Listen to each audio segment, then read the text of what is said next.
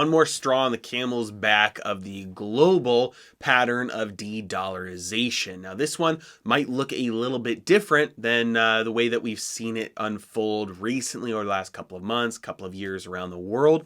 In this case, we are going to look at in Nigeria, companies can't get their hands on enough dollars. And so the Nigerian government is basically they're basically saying, hey, all right, fine. Then you don't have to pay with dollars. You can pay with the Naira. Ready? Let's dive in.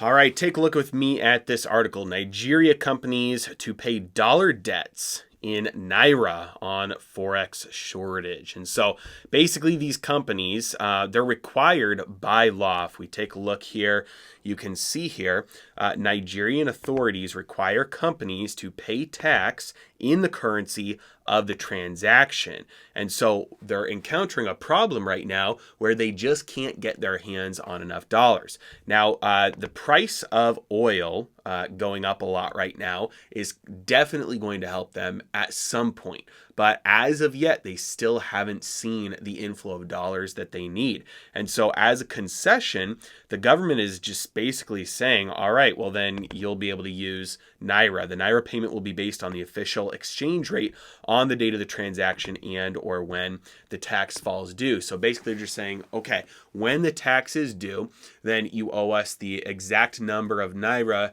as it takes to equal the number of dollars at the current exchange rate on that day. So I don't know what the exchange rate is, but let's just say it's 2-to-1. That means on that day, that would mean that you would owe 50 Naira if your tax bill was $25 on that day, instead of actually having to go out and locate the dollars. Because right now, with the dollar strengthening so hard against the rest of the currencies that are measured against it in the DXY index, it's making it very difficult for many places around the world to get their hands on dollars, especially partly due to the sanctions going on against Russia right now. It's making it harder and harder for many countries, many emerging markets as well, to get their hands on dollars as dollars become more expensive relative to their currency. Now, this is something that historically, almost every time you see a massive spike in the dollar, and right now,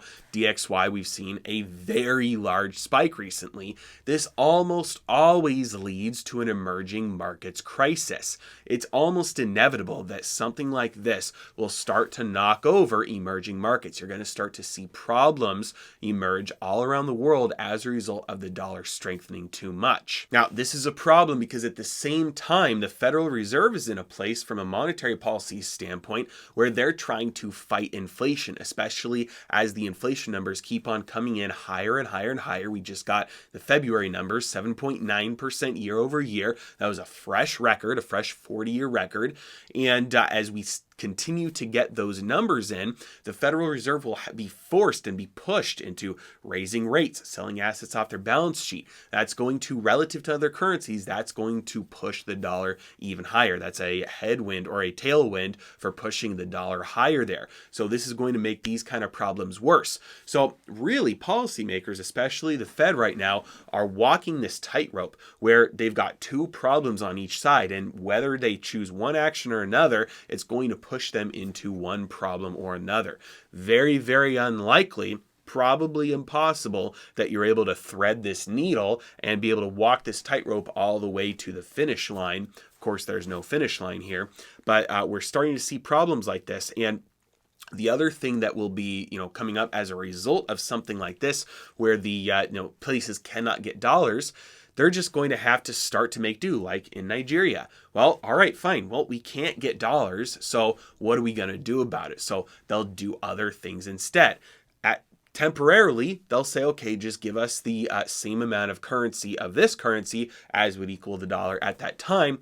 But eventually, the more this continues, the more the world realizes, well, we don't actually need dollars then. We can just always do it this way. And eventually then, as we can always do it this way and we need less dollars, the value of the dollar starts to go down, starts to be more volatile. People realize they don't need to get dollars to get oil. They don't need to get dollars to get to international trade and get the things that they need from other countries. As that becomes the case, the world will it'll be much easier for the world to be able to de-dollarize and start to dump dollars. And as that happens, the dollar becomes less valuable. And as it becomes less valuable, people want it even less. Countries want it even less. Nations don't need to keep it. They don't want to keep it. It starts to drop in value as the world starts to de-dollarize. So things like this is just another signpost pointing the way towards the dollar losing its global reserve currency status. Cash is trash. If you're not already, I'd love to see you on Locals. I've got my private community on Locals where I post exclusive content for supporters only. As always, I really appreciate you guys. Thanks so much for watching. Have a great day.